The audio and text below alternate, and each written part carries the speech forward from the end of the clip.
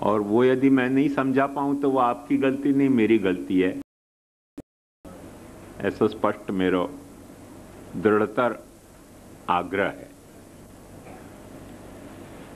पर प्रवचन में तो 25 बात मैं बोलते रहूं फितूर के अपने हिसाब से। अब वहां में से कोई वाक्य आपको समझ नहीं आयो या कोई शब्द समझ नहीं आयो, वाक्य कारण आप उद्विग्न हो कि ये अंग्रेजी शब्द को क्या भयो, और या कोई गुजराती क्यों नहीं बोले, अरे भाई नहीं बोले, अब नहीं बोले, अब नहीं, वाह वक्त सूझी नहीं सूझी, सूझी तो बोलूं, नहीं सूझे तो नहीं बोलूं। और मन में ये बात स्पष्ट समझ लो कि सिग्नल शब्द अंग्रेजी है और वाको में अग्निरथ गमनागमन अनुज्ञा सूचक ताम्र धवल लोह पट्टिका, हिंदी बोल भी गयो, गुजराती बोल भी गयो तो कौन को समझ में आएगी?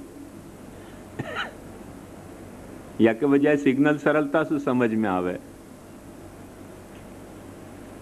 और कोई अंग्रेजी शब्द को मैं हिंदी या गुजराती करके भी बोल जाऊं, पर वो जो शब्द की जो हिस्ट्री है, जो इतिहास है, वो यदि आपको नहीं पता है तो हिंदी या गुजराती करूंगा तो भी वह अर्थ समझ में नहीं आएगा। एक उदाहरण के तौर पे आपको बता रहे हूं, एक शब्द है unified theory of electromagnetic field, अंग्रेजी शब्द है। अब मैं आपको हिंदी गुजराती अनुवाद कर दूं कि एकीकृत प्रक्रिया विद्युत चुंबकीय तरंग क्षेत्र विस्तार। कुछ आ रहा है समझ में कोई को? ये शुद्ध, कोई हमें गड़बड़ नहीं है, यही है कि हिंदी गुजराती हो सके, और कुछ हो भी नहीं सके कि हिंदी गुजराती। एकीकृत प्रक्रिया तरंग विद्युत चुंबकीय क्षेत्र विस्तार कहूंगा तो हमें क्या समझ आएगा? तो भाई अब ऐसी सब बातों में आप उद्विग्न होगे तो मेरे पास कोई इलाज नहीं है। जो कहने को मेरा मुद्दा है, इन सारी बातों को बता के वो मुद्दा नहीं समझ में आता है आपको, तो आप निश्चित मुझसे पूछो। और वो मुद्दा आपको नहीं समझ में आयो तो वो आपकी गलती नहीं है, वो मेरी गलती है, इतना मान के चलो। वो कोई वाक्य बात थी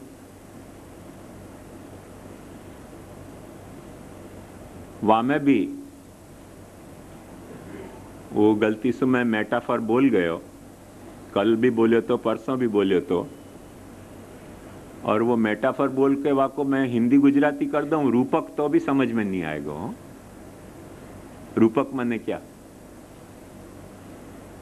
वो भी समझ में नहीं आएगा, क्योंकि दोनों ही शब्द जो हैं वो ऐसे सोर्स से आए भय शब्द हैं कि जाको अर्थ समझ में आना मुश्किल है जब तक वो सोर्स अपने को नहीं पता होए। कुछ चीज की व्याख्या करूं हूं मैं, कुछ चीज की व्याख्या नहीं कर पाऊं, क्योंकि बोलने में जो मेरे को स्पीड ब्रेकर करती हो जो व्याख्या करने में, तो वह व्याख्या को मैं नहीं करूं, अपनी गाड़ी दौड़ा जाऊं। वो व्याख्या करने में मेरी स्पीड ब्रेक नहीं होती तो मैं व्याख्या भी करूं। अब वाह वक्त मुझको भी ख्याल नहीं हुआ कि करनी चाहिए कि नहीं करनी चाहिए। ज्या तरह से वो बोलने को, विचार को प्रवाह है, वाह हिसाब से ये सारी बातों है, तो कुछ तकलीफ होती है तो मेरे साथ झीलो। पर मुद्दा नहीं समझ में आता है तो जरूर पूछो, क्योंकि वो आपकी गलती नहीं है, वो मेरी गलती है। वो आपकी त्रुटि नहीं है, वो मेरी त्रुटि है। पर कोई शब्द समझ नहीं आया, कोई वाक्य समझ नहीं आया, ऐसी ऐसी बातों पे उद्विग्न होगे ना, तो या को अंतहीन ये उद्वेग है, या उद्वेग को कोई निराकरण संभव नहीं है।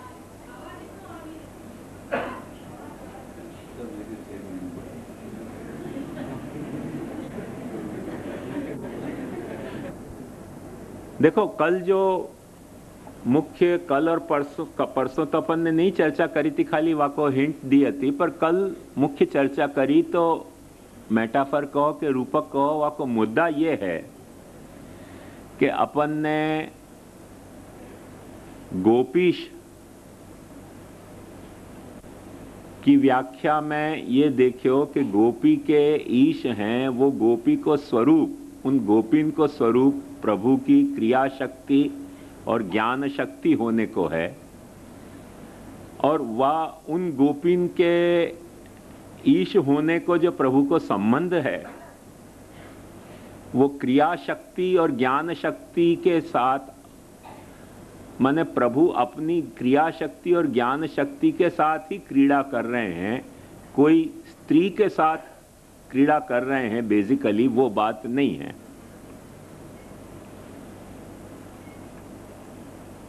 वाको मैंने उदाहरण भी दियो तो कि जैसे मुकु गानो आतो होए और गाना की समझ होए, तो वो समझ और मेरे को गाना आ रहा है, वो गाने की क्रिया को मैं गा के और अपनी शक्ति के साथ क्रीड़ा कर रहे हूं।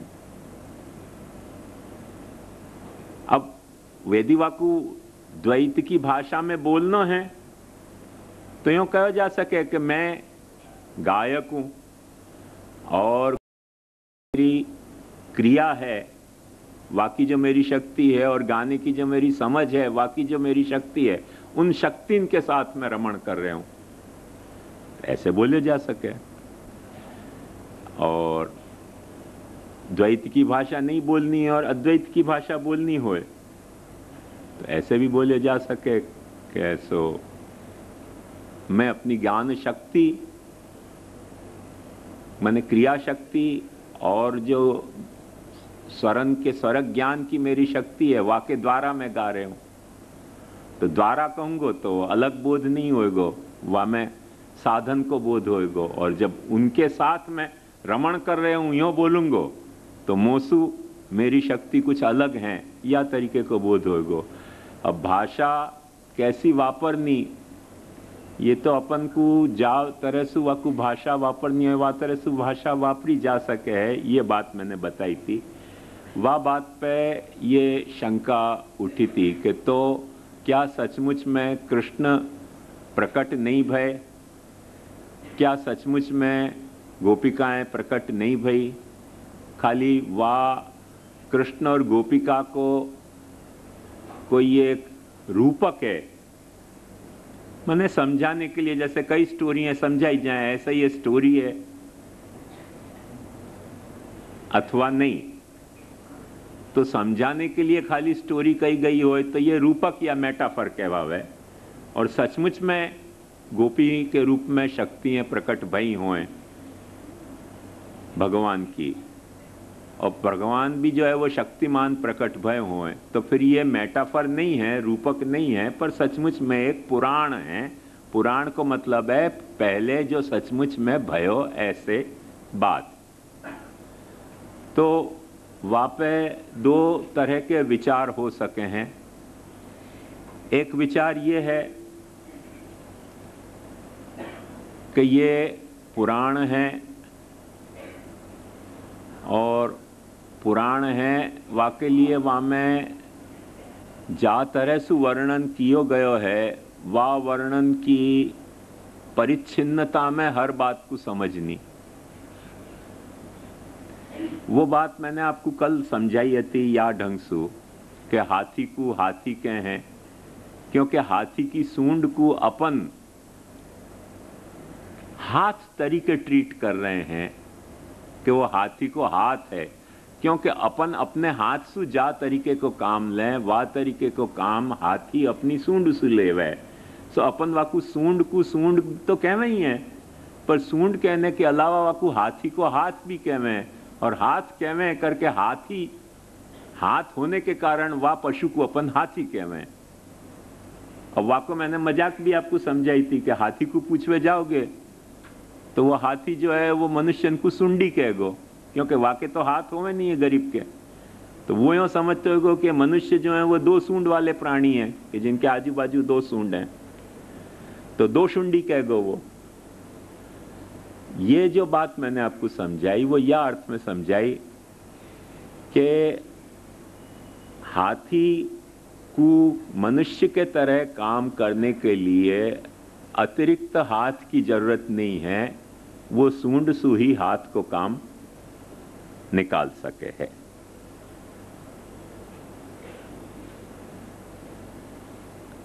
तो सूंड सु हाथ को काम निकाल सके है करके हाथी की सूंड को हाथी को हाथ कहो जाए। अब वाकई एक लिमिट है कि वो हाथी को यदि सूंड हाथ है तो हाथ है तो फिर हथेली कहाँ है, और समझो कि कोई ने वाह बात को पकड़ के कि भाई हाथी की सूंड को हाथ कहो जाए तो चलो हथेली के ठिकाने वाकी सूंड को अगलो हिस्सा हथेली और पिछलो हिस्सा हथेली को पृष्ठभाग है, ऐसे बता दे तो फिर पाछो कोई स्ट्रेच करे के तो फिर हस्तरेखा बताओ, तो कोई लिमिट तक वो बात जा सके है, जहां तक जा सकती हो वहां तक, पर पूरो नींबू को निचोड़ो नहीं जा सके है। या स्थिति में मैं आपको और एक सरल उदाहरण करके समझाऊं, हाथी वाथी आपको नहीं समझ आता हो तो नहीं समझ आया आपको, वो सच्ची मेरी न्यूनता है और वो के लिए मैं सदा तत्पर हूं, पर कोई बात समझ में नहीं आई, कोई शब्द समझ में नहीं आया, उन बातों में उद्वेग करो तो मेरे पास कोई उपाय नहीं है। मैं देखो फिर से यह बात को समझाऊं आपको। अभी देखो प्रयोग करके देखो, प फ ब भ म व उ, ये जितने भी अक्षर हैं अपन होठ से बोले हैं। होठ हलाए बिना ये अक्षर बोल के देखो, बोले जा सके? करके कोशिश देख लो। होठ मत हिलाओ, प फ ब भ म बोलो, होठ नहीं हिलना चाहिए, नहीं बोल पाओगे, बोल नहीं पाओगे।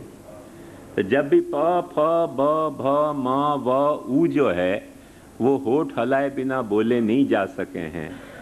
स त थ द ध न, जीभ को दांत से नहीं टकराओ तो बोले नहीं जा सके हैं। यदि जीभ को दबा दो, अब बोलो तो नहीं बोल सकोगे, बंद हो जाएगी। ये अपने बोलने की लाचारी है, अपने बोलने की लाचारी है कि इन साउंडन को देखो, जीभ को दांत से दबाने के बाद भी क ख बोल सकोगे, क ख ग घ ङ। आई समझ में बात?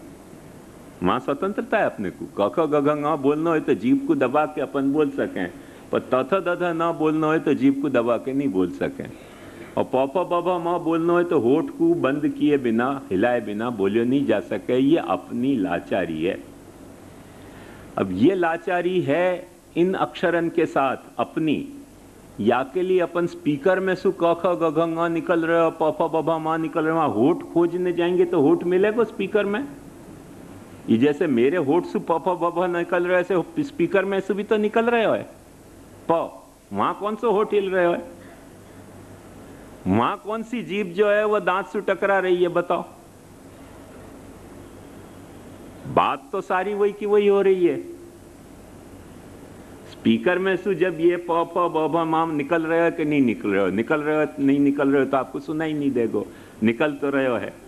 और स्पीकर में कहां प होठ है, और मैं तो बोल रहा हूं तो स्पीकर में भी तो आपको सुनाई दे रहे हो, वो स्पीकर में कहां दांत और जीभ है? आप समझ रहे हो कि यहां से नली में से घुस गए हो शब्द और वहां से निकल रहे हो, तो यहां से पानी डालूं तो वहां टपकेगा? ऐसे नहीं है स्थिति, ध्यान रखियो। वो तो बम्बैया फिल्म में कोई में मैंने सुने तो कैसे बतायो कि माने कोको कोला यहां से टेलीफोन में डालियो तो माने वहां टेलीफोन से पी लियो। ऐसे टेलीफोन में कोको कोला डालो तो सामने वाली पार्टी पी नहीं सके। ये तो बम्बैया फिल्म में ऐसी सब बातें हो सके, बाकी यहां से कोई शब्द घुस के और वहां से निकल रहे हो है, जैसे अपने घाट में टनल में से गाड़ी एक ठिकाने से घुसे और दूसरे ठिकाने से निकल जाए, ऐसे कोई शब्द यहां से घुस के वहां से निकल रहे हो, ऐसी बात नहीं है। वहां पाछो पैदा हो रहे हो है, स्पीकर में पाछो वो शब्द पैदा हो रहे हो है, और वो शब्द स्पीकर में पैदा हो रहे हो प होठन के टकराए बिना, जीभ के दांत से टकराए बिना वो शब्द पैदा हो रहे हो। तो स्पीकर भी जो है वो बोल रहे हो। स्पीकर का मतलब क्या? बोलने वालों। तो स्पीकर का मतलब बोलने वालों। अब बोलने वालों डब्बा, बोलने वालों आदमी। आदमी जब बोलने वालों है तो वाकी लाचारी है कि होठ नहीं हिलेंगे तो प फ ब भ म व उ बोले नहीं जा सकेंगे। पर स्पीकर में वो लाचारी नहीं है, वो बिना होठ के भी प फ ब भ म बोल सके है, बिना जीभ और दांत के भी वो त थ द ध न बोल सके है। अब अपन की क्योंकि लाचारी है करके अपन स्पीकर में दांत खोजने जाएं, खोज के दांत कहाँ हैं? अब कोई डेंटिस्ट ही आ जाए कि ला दांत या की खोजें कहाँ, तो डेंटिस्ट को मिलेंगे दांत स्पीकर में? तो ये मिलेंगे नहीं। ये बात मैं समझाना चाह रहा हूं कि अपन भगवान की बहुत सारी लीलाएं हैं, जिन लीला में वो अपने जैसी लीला हैं, अपने जैसी लीला है। वो समझाने को मेरा मतलब यह तो कि जा तरह सु भक्त भाव करे है, वह तरीके को स्वरूप प्रभु धारण करे हैं और वह तरीके को स्वरूप धारण करके लीला करे हैं। वो स्वरूप उनने धारण कियो, वह तरह की लीला कर रहे हैं। वह के लिए मनुष्य की सारी बातें वहां खोजने जाओगे तो मिलेंगी नहीं, मनुष्य की सारी बातें नहीं मिलेंगी। अब जैसे या स्पीकर को उदाहरण पकड़ के समझो कि स्पीकर में आपको होठ नहीं मिल रहे है, स्पीकर में आपको दांत नहीं मिल रहे है, स्पीकर में जीभ नहीं मिल रही है, करके स्पीकर में से निकलते प फ ब भ म की ध्वनि, त थ द ध न की ध्वनि मिथ्या भ्रम है, क्योंकि जीभ और दांत होठ तो है ही नहीं वहां। तो जो ध्वनि सुनाई दे रही है वो सब मिथ्या भ्रम है। ये एक दूसरा संप्रदाय कि जितनी भी भगवान की लीला है वो सब मिथ्या भ्रम है। एक संप्रदाय यूं कह रहे हो। एक संप्रदाय ऐसा है कि वो वहां में यदि मनुष्य की तरह लीला कुछ करी है, यदि मनुष्य को रूप धारण किया है, तो मनुष्य की सारी कमजोरियां भी वहां खोजना चाह रहे हो। वो दूसरा संप्रदाय, वो संप्रदाय नहीं है। भगवान की इतनी कृपा है, वो मूर्खन को टोला है। यदि ऐसे संप्रदाय होंगे तो मने डूबे वंश कबीर का उपजे पुत कमाल हो है। तो वो संप्रदाय नहीं है, इतनी भगवान की कृपा है अपने पर। समझो कि कोई एक ऐसा ग्रुप है, और ऐसे ग्रुप कम नहीं है, बहुत मेजोरिटी में है, कि वो भगवान के वो मनुष्य रूप धारण करके मनुष्य जैसी कुछ लीलाएं प्रभु ने दिखाई। तो मनुष्य की हर कमजोरी वहां खोजनी, मनुष्य की हर असामर्थ्य वहां खोजनी, वो दूसरी एक एक्सट्रीम है। इन दोनों एक्सट्रीम से बच के और अपने को ये बात समझनी चाहिए कि जैसे हाथी हाथ को काम सूंड से निकाले है, ऐसे भगवान के अपने दिव्य एपरेटस हैं, उनसे वो सारे काम कर रहे हैं। उनके मनुष्य जैसे उपकरण नहीं है। एपरेटस माने उपकरण। मनुष्य के जो उपकरण हैं, उन उपकरणन से भगवान मनुष्य के तरह बर्ताव नहीं करे है। अपाणिपादो जवनो ग्रहीता पश्यत्य चक्षुष शृणोत्य कर्ण, ऐसे कहा जाए कि वो बिना पैर के भी चल सके है, बिना हाथ के भी सबको पकड़ सके है, बिना आंख के सबको देख सके है, बिना कान के सब कुछ सुन सके है। वाको सुननो ही वाको कान है, वा में देखने की शक्ति ही वाकी आंख है। वो सब कुछ चाहे वाको पकड़ सके है, वही वाको हाथ है। वो चाहिए जितना तेज दौड़ सके है, वही वाके पैर हैं। ये जब बात कही जा रही है तो वो यह अर्थ में कही जा रही है कि मनुष्य जैसे पैर वाके नहीं है कि दौड़ते दौड़ते गिर गए हो तो वाकी टांग टूट जाए और फिर ऐसे घुटन को इलाज करवाना पड़े और वो रॉड आयरन बैठा न पड़े। वाह तरीके की टांग वाकी नहीं है, दौड़ने में काम आती है। मेरी बात समझ में आ रही है आपको? दौड़ सके है प्रभु, और मनुष्य जैसे दौड़ा है वाह तरह से दौड़ सके। जैसे स्पीकर जो है वो प फ ब भ म बोल सके, पर होठ नहीं है। स्पीकर के बोलने के अपने कुछ उपाय हैं। ऐसे प्रभु के ये सारे कार्य को करने के कुछ अपने उपाय हैं, अपने उपकरण हैं। उन उपकरणन से प्रभु करे है। अब उनको अपन जो हैं जब कहेंगे तो अपन को अपने ही वहां में समझना पड़ेगा, क्योंकि अपने पास दूसरी कोई फ्रेम नहीं है। अपन को ये तकलीफ होगी कि भाई पौ बिना होठ हिले तो बोले नहीं जा सके, तो अब प्रभु के होठ हैं। अब होठ के ठिकाने जो भी कुछ प्रभु के है, वाकू अपन अपने होठ से कंपेयर मत करो। बस इतनी बात बताना चाह रहे हूं। प्रभु के पास भी कोई इंस्ट्रूमेंट है ऐसा, जैसे हाथी के पास नाक है कोई चीज को उठाने की। अब वो हाथी अपनी नाक से कोई चीज उठा रहे हो है करके अपन यो कह के हाथी की दो संप्रदाय में हो जाएं।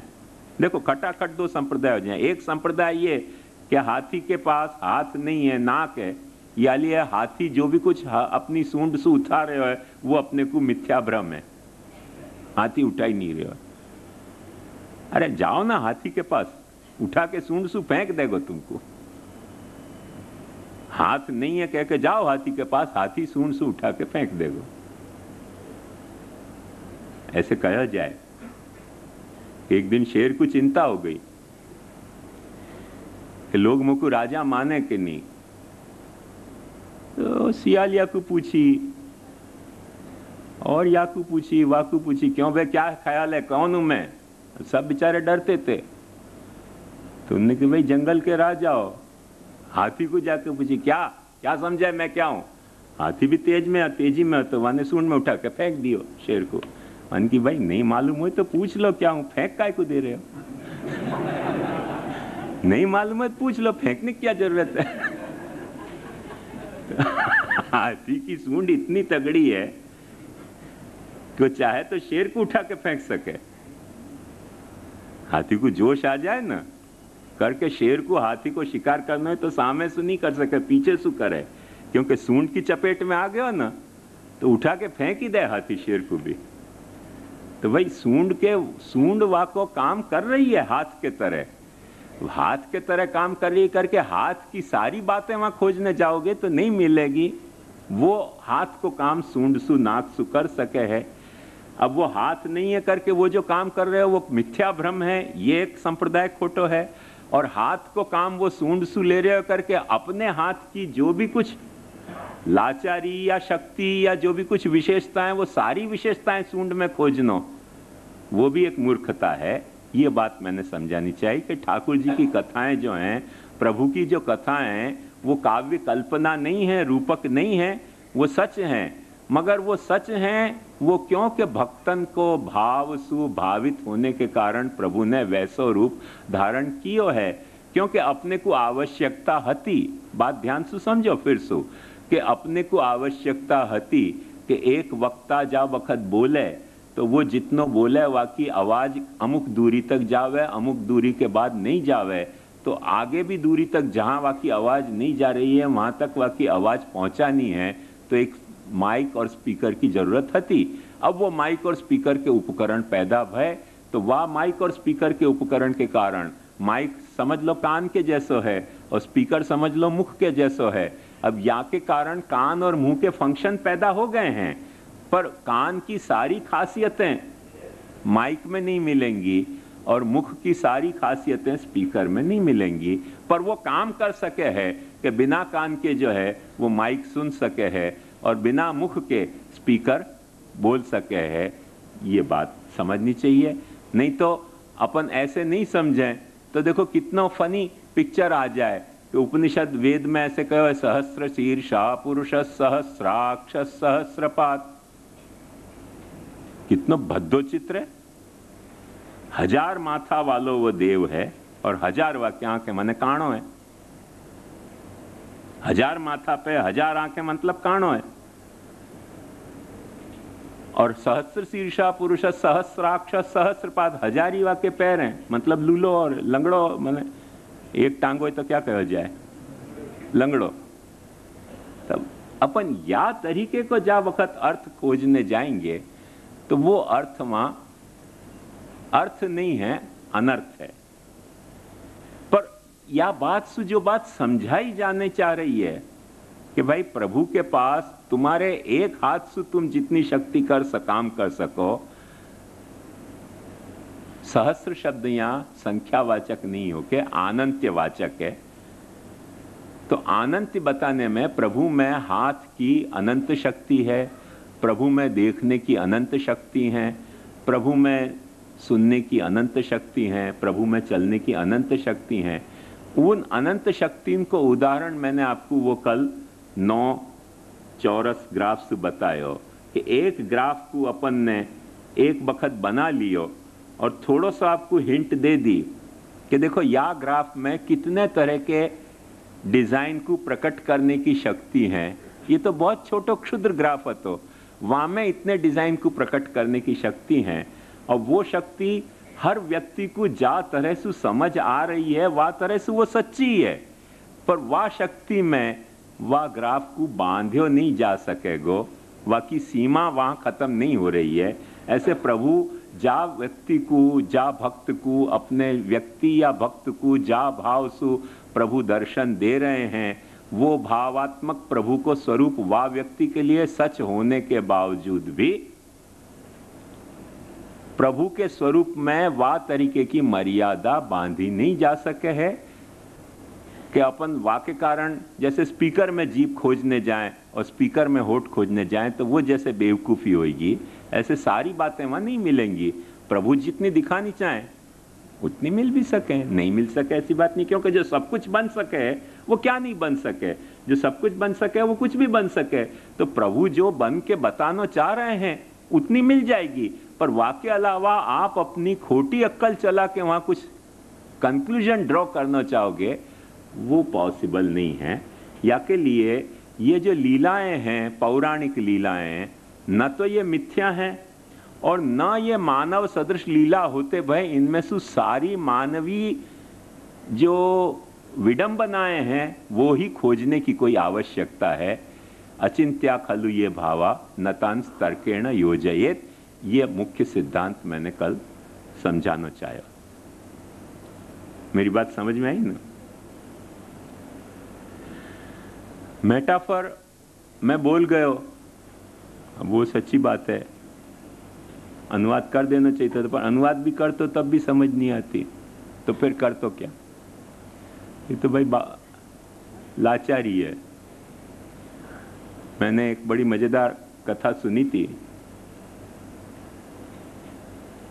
काठियावाड़ के कोई गांव में कोई गांव पहली बार वैष्णव भयो और जो बालक ने वह गांव को वैष्णव कियो वह को दूसरे बरस उन गांव वाले ने कही कि आप पधारो हमारे यहाँ।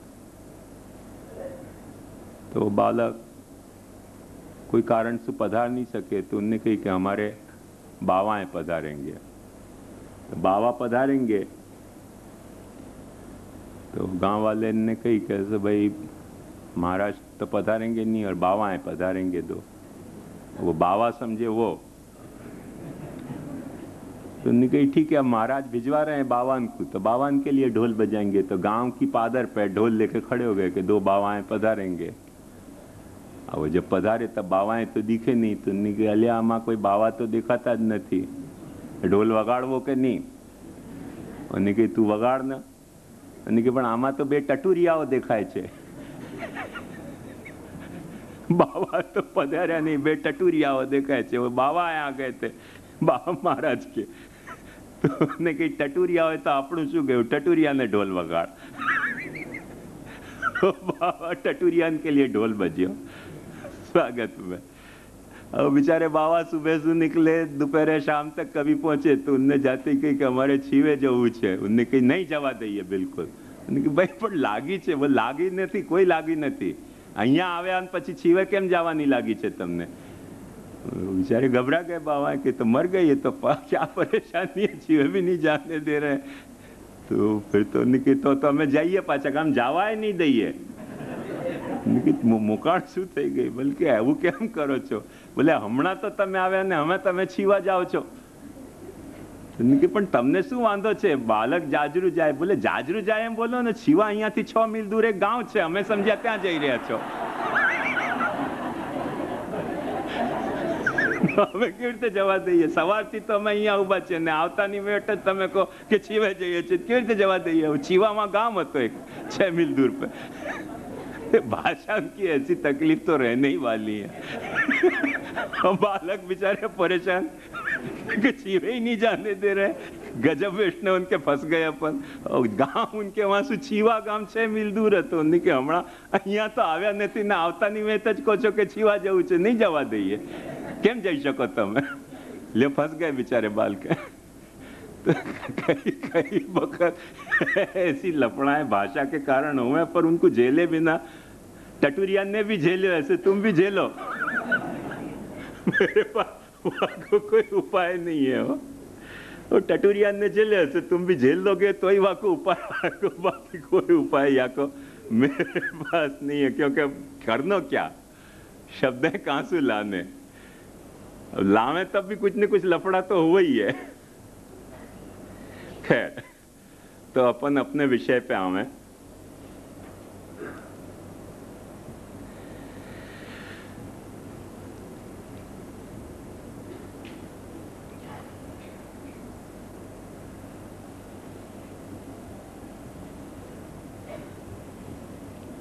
कल तक के प्रसंग में जो बात मैंने आपको समझाने को प्रयास कियो वो बात यह थी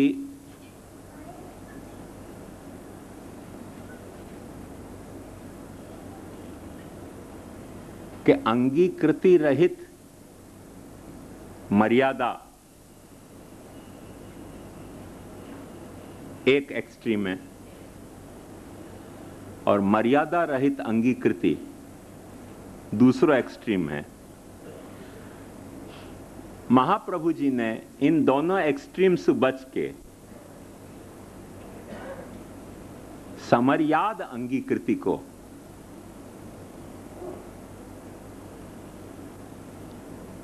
स्वरूप प्रकट कियो अपने आचार्यत्व में।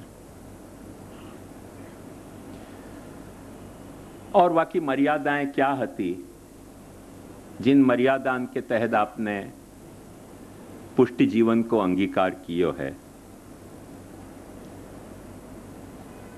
तो ये समर्याद अंगीकृति को पुष्टि मार्गी स्वरूप क्या, मर्यादा को स्वरूप क्या, अंगीकृति को स्वरूप क्या, वो मर्यादा को तोड़ने पे अंगीकृति कैसे कैंसल हो जा रही है, वाको स्वरूप क्या, अंगीकृति को नहीं प्रकट करने पे मर्यादा भी कैसे टूट सके है। इन सारी बातें इनको जैसे रोटी को या पापड़ को सेकें ऐसे मैंने उल्टा सुलट दोनों बाजू सेक सेक के आपको बताई। कुल मिला के मुद्दा मेरो इतना હતો कि ये एक आखी मिल के सिस्टम बन रही है मर्यादा सहित अंगीकृति की। वह सिस्टम को अपने को तोड़नी नहीं चाहिए, नहीं तो वाके भीषण दुष्परिणाम आवे। और वो परिणाम भी मैंने सब आपको समझाने को प्रयास किया अपने सामर्थ्य के अनुरूप। ये मर्यादा और अंगीकृति को प्रश्न एक बात ध्यान से समझो कि केवल पुष्टि मार्ग में सीमित नहीं है।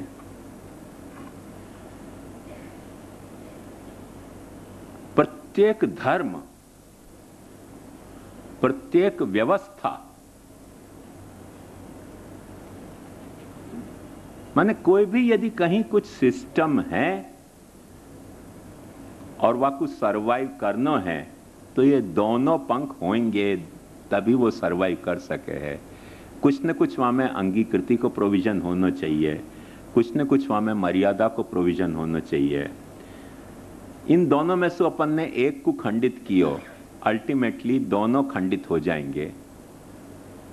ये बात सिर्फ पुष्टि मार्ग के ही लिए नहीं है, तो प्रत्येक साधन के लिए, प्रत्येक साधन की व्यवस्था के लिए, प्रत्येक धर्म की व्यवस्था के लिए, प्रत्येक सामाजिक राजनीतिक व्यवस्था के लिए ये हकीकत है।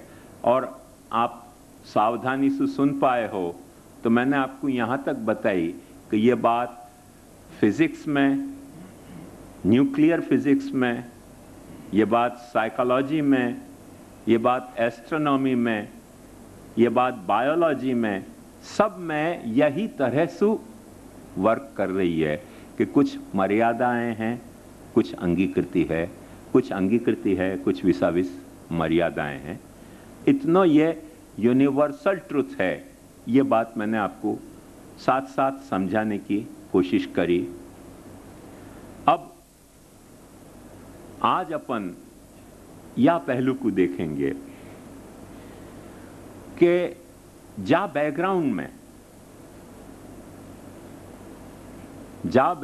में महाप्रभु जी ने ये पुष्टि मार्गी मर्यादा और ये पुष्टि मार्गी अंगीकृति प्रकट करी, वो बैकग्राउंड क्या हती।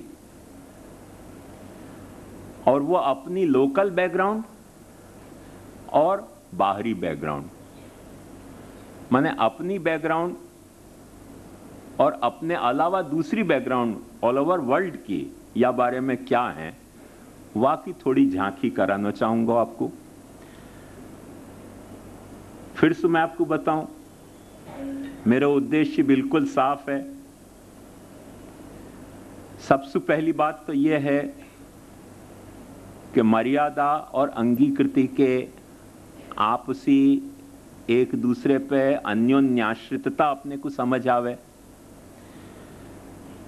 मर्यादा और अंगीकृति में सु एक के भी टूटने सु पूरी सिस्टम टूट कैसे जा रही है वो बात आपको समझ आवे। और साथ ही साथ इन सारी मर्यादा और इन सारी अंगीकृति के प्रकारण में की तुलना में अपने महाप्रभु ने जो मर्यादा और जो अंगीकृति को प्रकार बतायो वाकू कंपेयर और आप कॉन्ट्रास्ट करके डिस्टिंक्टली पहचान सको। हेतु मेरो ये है।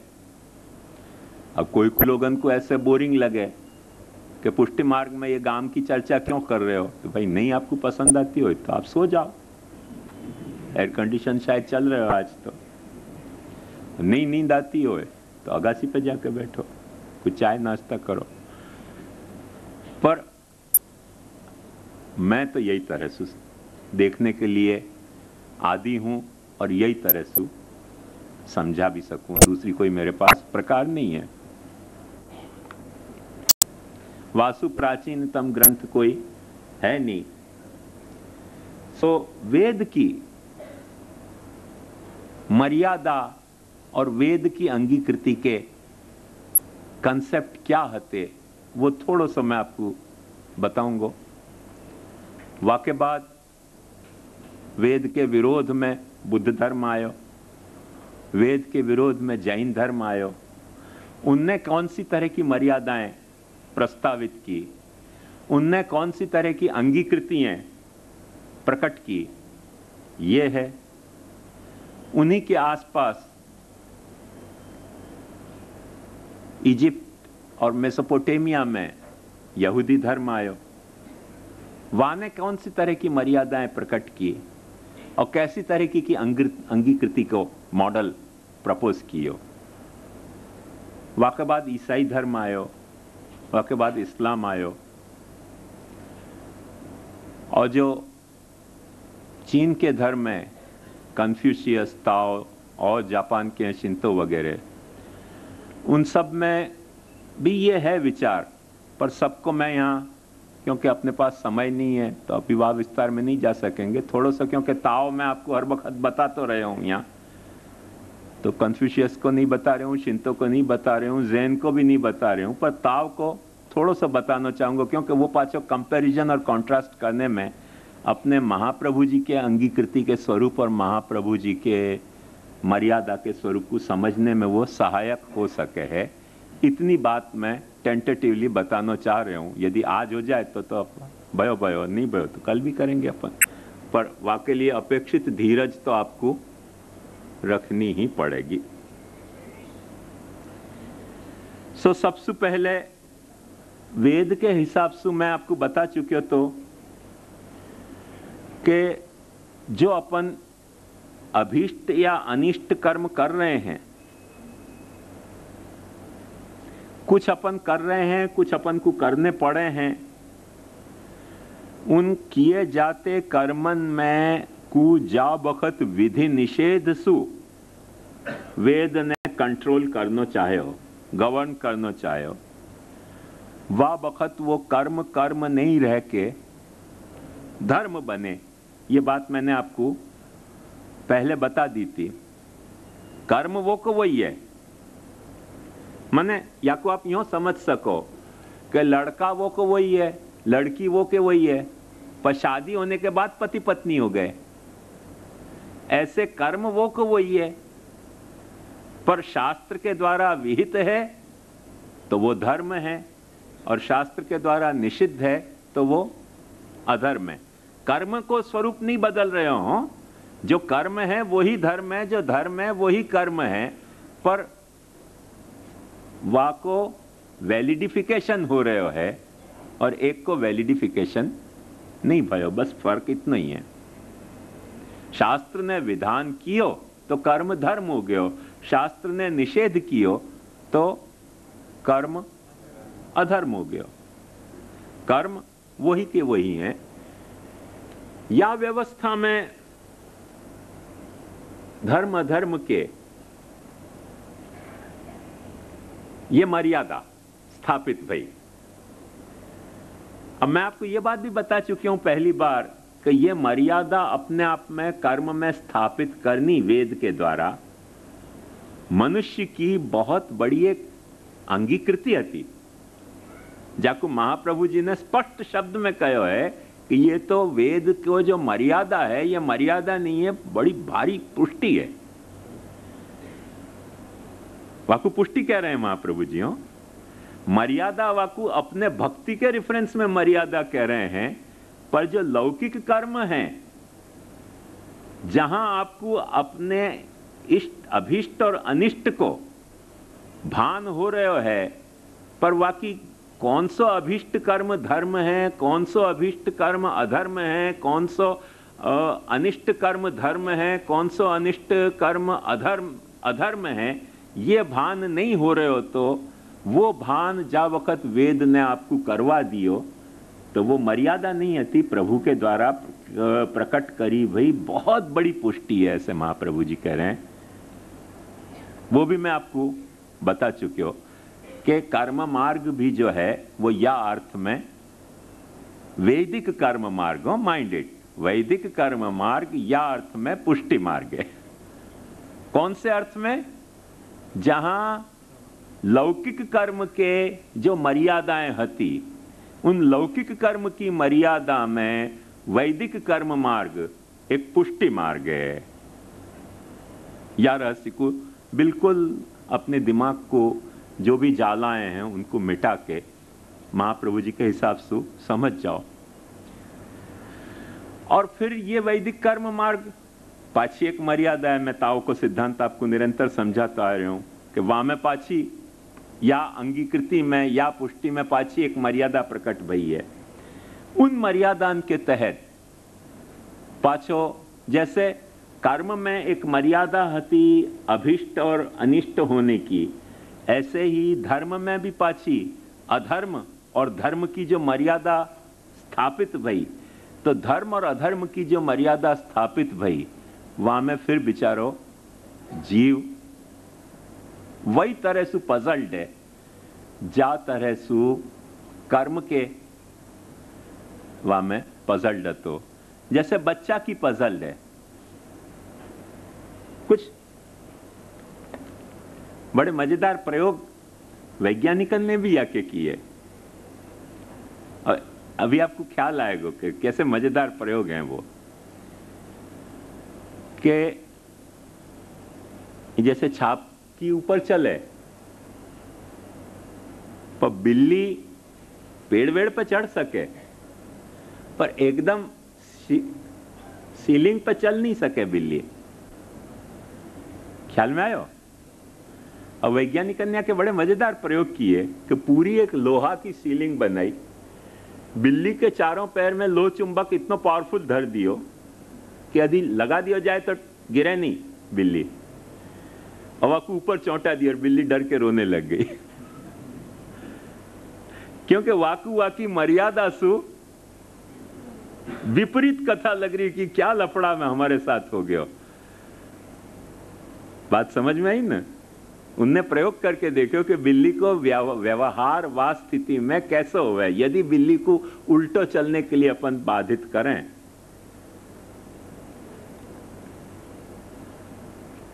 मैं छोटो हतो ना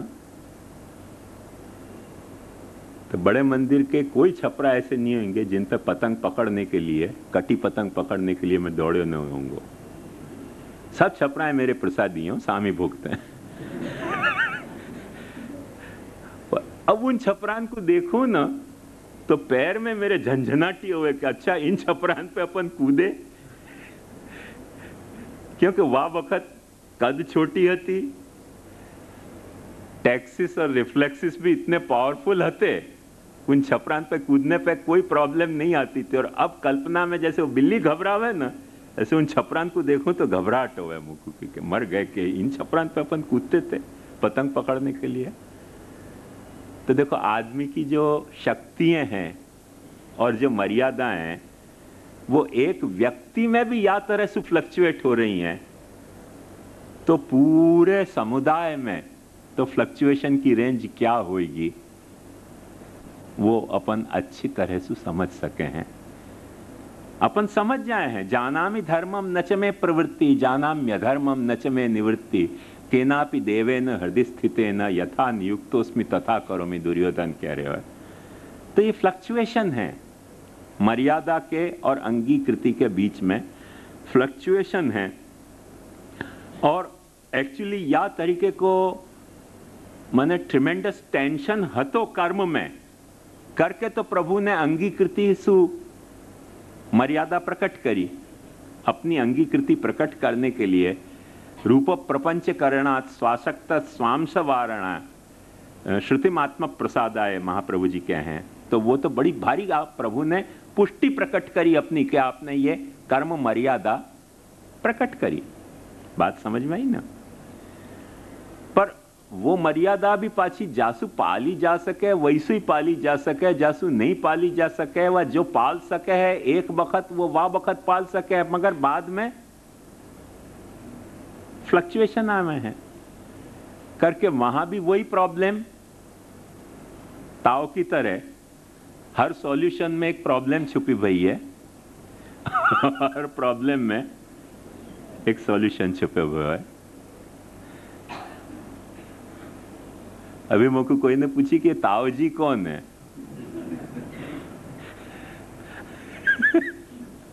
क्योंकि जैसे ताऊ जी हमारे यूपी में हुए ना, पर ताऊ जी को मतलब सीधा बात है कि हर माँ में एक बेटी छुपी हुई है, हर बेटी में एक माँ छुपी हुई है, वही ताऊ जी हैं। और कौन से ताऊ जी हैं?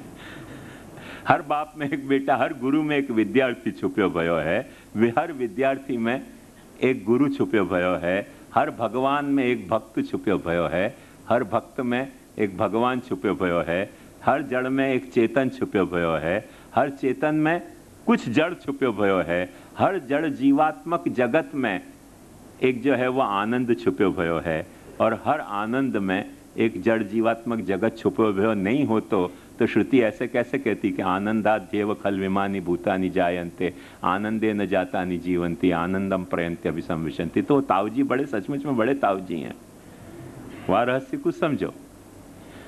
तो या लिए वो जो अंगीकृति प्रकट भई कर्म मर्यादा की, वहां में पाछी एक मर्यादा प्रकट भई है, और वो मर्यादा में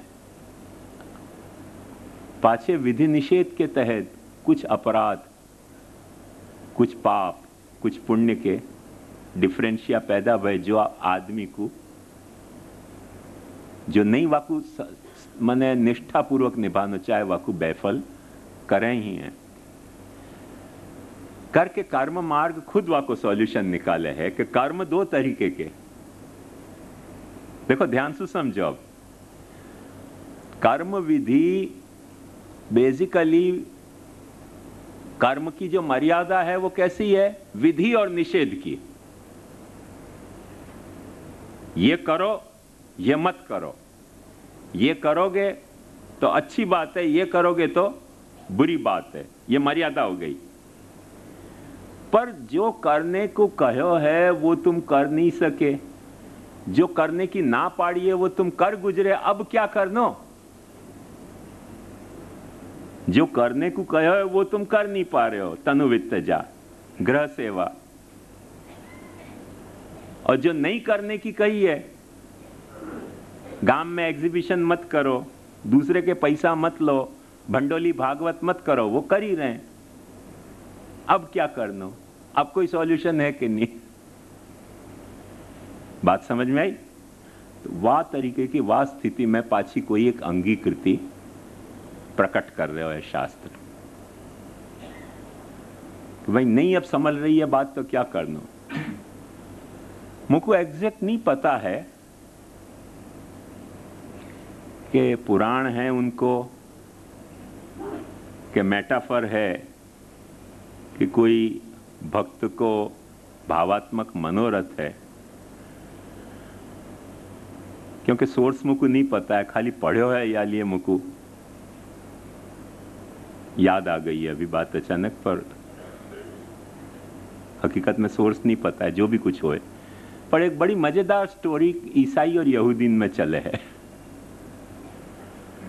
वो ये सारी बात को समझने में बहुत सहायक होगी। और ये जो इजिप्ट के बाद सिनाई को डेजर्ट है, वहाँ एक तूर पर्वत है, सिनाई को माउंट कहवा है। वह सिनाई के पहाड़ पे प्रभु ने मोसेस को दर्शन दिए और दर्शन देके और यहूदी धर्म के प्रथम 10 उपदेश दिए, जाको 10 कमांडमेंट्स कहा जाए। बहुत मर्यादा और अंगीकृति को मैं आपको जब वो आएगा यहूदी धर्म तब समझाऊंगा कि वहाँ में कैसी खूबसूरत मर्यादाएं और कितनी खूबसूरत अंगीकृति को उपदेश दोनों प्रभु ने दिया है वहाँ पर। वो जब आएगा तब आएगा। अभी अपन वहाँ को एक ये स्टोरी देखें, बड़ी मज़ेदार। अभी मैं सच कोई भी गलत ढंग से मत लीजिए, शायद कोई जोक भी हो ये उनके यहाँ को, या कोई सच्ची स्टोरी भी हो, या कोई भक्त की मनोरथ भी हो, क्या है मुझको नहीं पता एग्जैक्ट, पर है सही उनके यहाँ पॉपुलर है ये आखो एनेक्डोट पॉपुलर है कि एक वक्त भगवान को स्वर्ग में बहुत भीड़ लगी, बहुत सब लोग इकट्ठे हो गए, कुछ सफोकेशन फील भयो कि क्या भयो पता नहीं, तो उन्होंने कही भगाओ यहाँ से सबको। तो उन्होंने कही भाई पर भगवान को जो उनके यहाँ एंजल हुए, फरिश्ता हुए, तो फरिश्ता ने कही कि भाई तुम्हारे कृपालु होने को, तुम्हारे दयालु होने के सब जगह दुहाई गारे जा रही है दुनिया में, और वो तुम्हारे दयालु और कृपालु होने की दुहाई के कारण इन सबको हम यहाँ हेवन में ले आए हैं। अब तुम कह रहे हो कि सबको भगाओ, कौन से आधार पे भगाएं? क्या कौन सी मर्यादा को रिफर करें, जहां मर्यादा को रिफर करके इनको सबको भीड़ को यहां से हटावें? तो भगवान ने कही कि मैंने 10 कमांडमेंट्स कहे थे कि नहीं कहे थे? सबकी जांच पड़ताल करो, अकाउंट ऑडिट करो। तो जितनी भीड़ वहां जमा थी स्वर्ग में, सबके अकाउंट खुलवाए गए। लास्ट में ऐसा भयो कि स्वर्ग में मौजूद जितनी जीवात्माएं थी, कोई 10 कमांडमेंट्स से एक कमांडमेंट पाल पाई थी, तो कोई 2 पाल पाई थी, तो कोई 3 पाल पाई थी। 10 की 10 कमांडमेंट्स कोई नहीं पाल पाया। तो निकालो सबको यहां से, कोई भी नहीं चाहिए। छेलो एक व्यक्ति बच्यो, उन्होंने कहा या को क्या हिसाब है बताओ। बड़ी स्टोरी मजेदार है, स्टोरी बहुत मजेदार है, चाहे जो भी हो, गप हो के जोक हो के सच्ची बात हो। तो उन्होंने कहा या को अकाउंट क्या है बताओ। तो वाको अकाउंट खोल के देखियो एंजलन ने।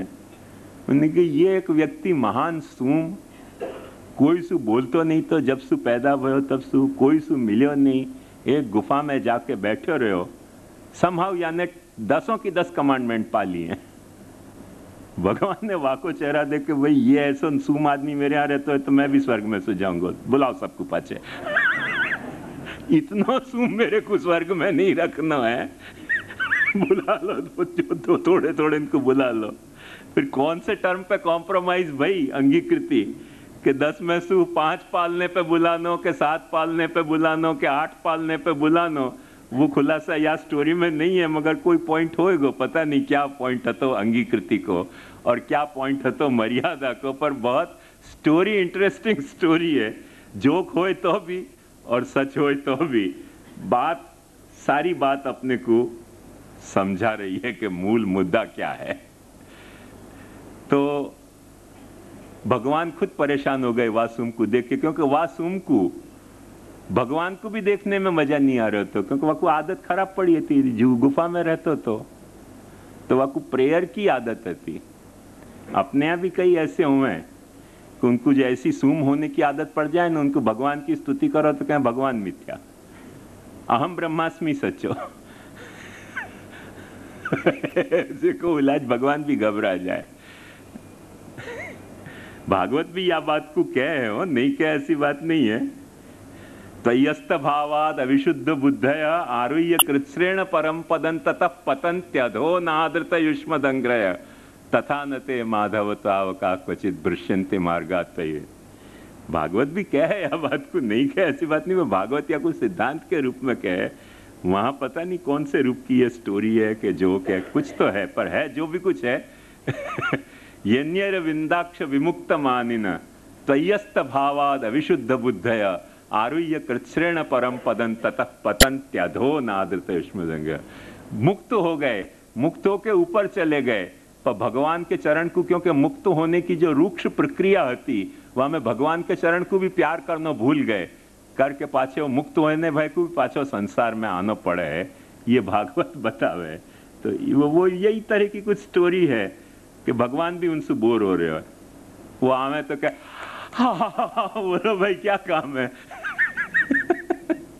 भगवान को भी उबासी आवे क्या आ गए अब, क्योंकि 100% रूखे हैं। तो ऐसे रूखापन में कुछ अंगीकृति भी और मर्यादान के या तरीके के बैलेंस हैं।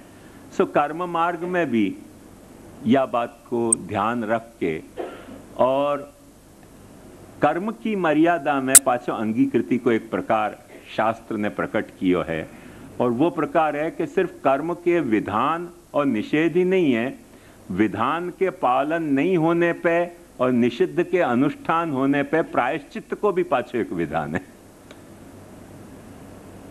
ये देखो अंगीकृति है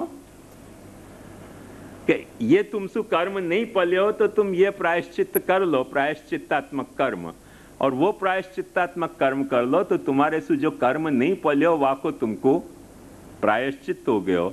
जो ना पाड़ी थी वो काम कियो, वाको जो तुमको पाप लग्यो पर वाको तुमने प्रायश्चित कियो, तो प्रायश्चित कियो तो वो माफ हो सके है कर्म मर्यादा के तहत अंगीकृति को।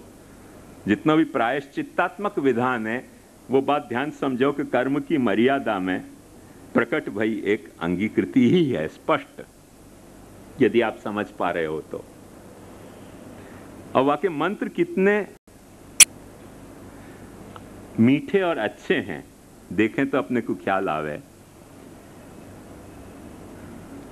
देवकृत ऐनसो अवयजनमसि, मनुष्यकृतस्यैनसो अवयजनमसि, पितृकृतस्यैनसो वयजनमसि, आत्मकृतस्यैनसो वयजनमसि, एनसो वयजनमसि, यश्चाहमेनो विद्वांश्चकार यच्च अविद्वांस तस्य सर्वस्य ऐनसो अवयजनमसि। ये प्रायश्चित को मंत्र है। देखो कितनी गजब की बात। अंगीकृति अपन क्या है कि पुष्टि पुष्टि और मर्यादा सब मर्यादा, ऐसे नहीं है। मर्यादा में ये बात कही गई है। मर्यादा में प्रायश्चित कर्म में जब वो कर्म की आहुति दी जा रही है, वह वक्त को मंत्र है, और वह मंत्र में वो क्या है कि देवकृतस्य एनसो अवयजनमसि। जो भी कुछ मैंने देवतान के विरुद्ध पाप कियो वाकु तू अवयजन कर, नल एंड वॉइड कर। यजन मने देव पूजा संगति करण दानेशु, और अवयजन मने वाको उलट दे कि जो भी कुछ देवतान के विरोध में मैंने पाप कियो उन सबको तू अवयजन कर। जो भी कुछ मनुष्य के विरुद्ध में मैंने पाप कियो उनको तू अवयजन कर। जो भी कुछ पितरन के विरुद्ध में मैंने पाप कियो उनको अवयजन कर। और देखो क्लाइमैक्स कितना है कि जो मैंने अपनी आत्मा के विरुद्ध पाप किया है वाको अवयजन कर। देव को प्रार्थना करो, आत्मकृतस्यैनसो अवयजनमसि। और पापन के भी कोई पाप गिलिंडर पाप किए हैं उनको भी तू अवयजन कर। यश्चाहम एनो विद्वांश्चकार, जो मैंने जान करके पाप किए, अथवा यश्च अविद्वान, जाने बिना मेरे से पाप हो गए। सर्वस्य ऐनसो अवयजनमसि। हे परमात्मा तू सारे पापन को अवयजन है, तू मेरे पापन को क्षमा कर। ये प्रायश्चित को कर्म है। ये प्रायश्चित कर्म करने से वो जो कृतस्य अकरणम, कर्तव्यस्य अकरणम और अकर्तव्यस्य करणम को भाव